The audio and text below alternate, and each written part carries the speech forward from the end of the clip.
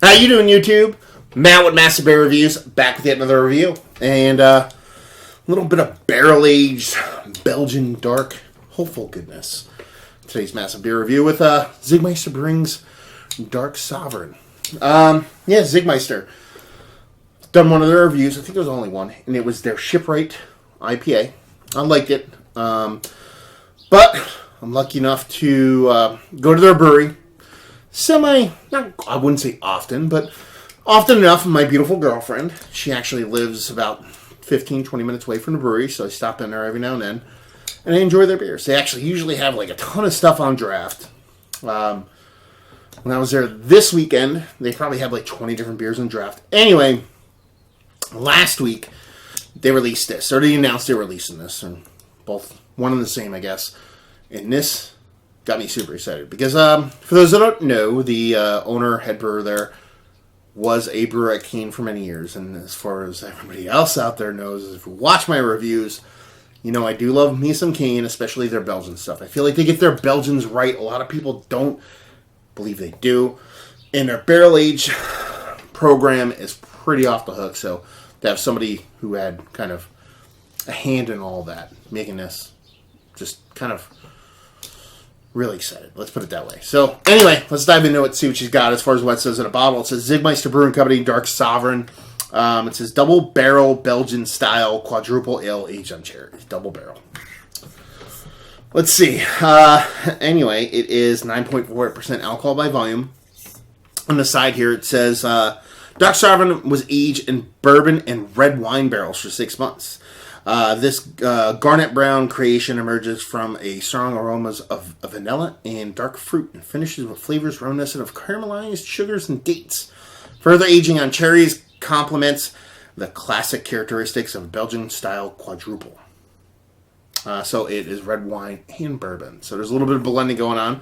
That's kind of cool. And yeah, label-wise, I dig it. I really do. The art design inside this there's like an eye inside the ribbon. It's a little bit not my favorite kind of art design, but at the same time, the label kind of feels very kind of Belgian-esque, which is a good start to get off to. So, yeah, it's kind of like a weird World of Warcraft character, kind of holding a weird heart or something like that. I don't know. Anyway, just saying words now. Give this a pour, see what she's got. Pop the cap on here. So, I mean, you're talking about a big Belgian-style quad aged in bourbon and red wine barrels. There's so much that can go wrong with this beer. It's one of the reasons why I love brewing so much. So kind of like do your first big bottle and go just balls to the wall fucking, hey, if we fuck up kind of thing. You gotta appreciate that shit. Pinky finger, that's dissipating really quickly. Malted malt bone color, pretty rocky stuff. And yeah, it's got a nice darkness to it. She definitely looked kind of Belgian quaddy as far as color. And it seems like it has that kind of murkiness I really look for when it comes to like Belgians. Especially Belgian doubles and quads. If they're very clear, they just rarely taste like what I think they're supposed to taste like. This looks like it has that kind of murkiness to it, so it's pretty nice. So dark browns, a little bit of rich mahogany, and malted malt ball colored head. Let's see what we can get in this nose. Oh man, that's fun nose right there. I'm getting bourbon, but there's something else. Getting like this bourbon and this is a good thing. I'm not saying this in a bad way. Bourbon soaked in cherry bazooka bubblegum. That's what I'm getting here.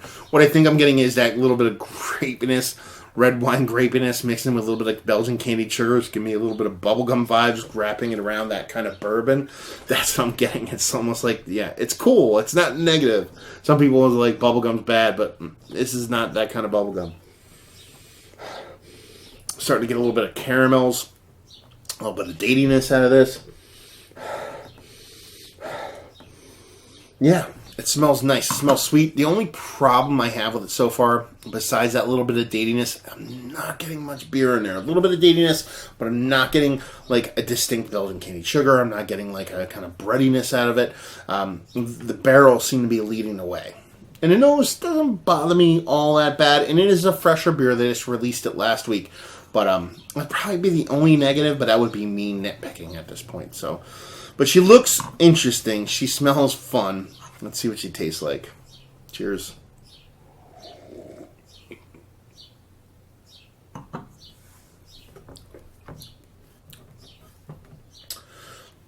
Way more subtle in the mouth than based off of the nose. And that's a fantastic thing. You know, with how much that wine and that bourbon kind of hit me on the nose, I was kind of like, oh man, I hope the beer is there. The beer's here.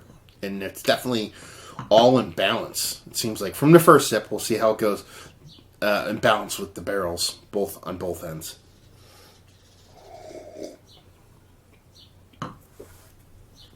Those cherries are coming through. I don't really know if it's a fruit component from the yeast, but I'm getting a heaping amount of cherries now. And I'm getting a little bit of like dryness, or a decent amount of dryness from the yeast. So it's definitely that yeast is playing a part in here. The bourbon's way smaller in the taste than it was in the nose. And like I said previously, it's not necessarily a bad thing.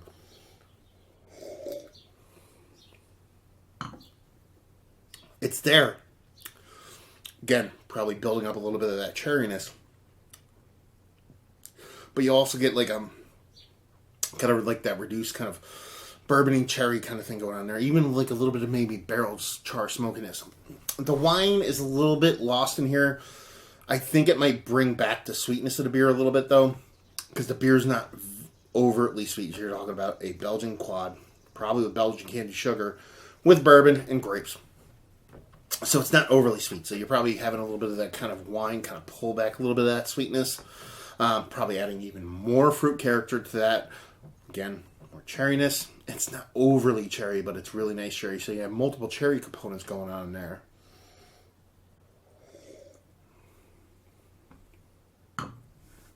Beautiful mouthfeel. Nice creaminess to it. The sweetness is there, but it's balanced with a bit of tartness from that wine, I believe. And just in general, just the kind of like rich kind of breadiness and that kind of date figginess that for me sometimes comes off a bit more kind of like unsweetened. It's definitely a Belgian quad too. I can't say that enough. It has the Belgian quad vibes that I really enjoy. This is a really nice beer. It's a really nice beer, really complex beer, really well balanced beer, and it's everything I fucking hope for it to be coming out of there. And it just, how do I say it? Super excited this came out of a brewery that is an hour away from me.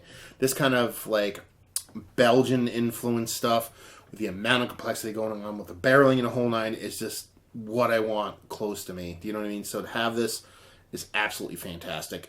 It's super well rounded. It's super great. The only thing I actually have a problem with this beer is I don't think a lot of people dig this style. So I don't know if it's something that they're going to continue to do more often than not. You know, people want their hops, people want stuff like that. So that's probably the biggest negative for it. But it's a really good beer. It's a really good beer. Yeah. Nose is a little barrel forward, but in the mouth, you're getting a quad, you're getting those barrels, you're getting the fruit at the wazoo. You're getting that Belgian candy sugar that tastes like Belgian candy sugar, not this weird, just syrupy brown sugar component. Absolutely delicious beer. And I'm not usually the biggest ager of multiple barrel-aged beers in general, but multiple barrel-aged beers. I could see this aging into something absolutely fucking fantastic. That's the other portion of the show here, because I could see this just crushing it with age. Yeah, absolutely delicious. Like I said, knowing the pedigree of the person who owns this brewery and what they've done in the past, coming in this, I had some high hopes. I was hoping it would reach my expectations. They succeeded that. And that's pretty fucking awesome. So yeah, let's talk about it. Is it one of the better barrel-aged Belgian-style ales that I've had as of late? Yes. Just that good. That smooth, that delicious, that well-balanced, that on-point Belgian soul thing that I've talked about in the past that so many American breweries just don't get it when it comes to Belgians. They get the yeast wrong or the candy sugar wrong or something, and it just tastes like an American trying to make a Belgian beer. This tastes like a Belgian beer that was made and barreled. That's the highest compliment I can give any beer, because that's, I got it in through the Belgian beer doors. So if I know anything, and I don't know much, but if I know anything, I think I know a little bit about that. So yeah, that's pretty fucking awesome. Value and availability, it was $18 for a $7.50 of a barrel-aged beer that's Belgian. I don't have a problem with that in any form or fashion. Brewery, only release, but they had a bunch when I was there, so it was a week after release, so people are sleeping on this shit. And just say, if you like what we like this. If you like barrel-aged Belgian beers, I mean, that generic. If you like the stuff that, Kane has done in the past when they've done their barrel-aged series, not so much their anniversary stuff, because that's getting a little bit Solera method kooky, but I'm talking about some of their just other kind of Belgians that have kind of sat in general, or aged, or you just like, a lot of these American breweries that get it right, Block 15, Schlafly, stuff like that. If you like Belgian beers, but you want to know that Americans can actually do it right. Conversely, if you do like Belgian-style beers that are aged properly, whether it be from this side of the world with, like, again, the Block 15s of the world that do a really good job with barrel aging Belgians, or like the old guard now with La Trappe and a lot of those guys getting on board with aging Belgians, it's worth picking up because it's that good. The price point's on point for what it should be, and it's a brewery, trying to make a name for itself. They do great business there. The place is awesome. It's a cool place to hang out, but this is the beer that people shouldn't be sleeping on, especially if you like good beer, and more specifically Belgian beers. So yeah, good job, guys. Fucking love this shit. Anyway, so there you go, another review in the books. Hopefully you guys enjoyed the review as much as I did. Down there you can rate stuff about whether you thought I was dumb or right or wrong or anything. And like and subscribe. That would be awesome. Facebook, Twitter, Instagram, Untapped. There's 4. If you want to check me out anywhere else. And yeah, hopefully you guys enjoyed this review. Hopefully enjoying a beautiful barrel-aged Belgian right now. And hopefully see you next time. Cheers.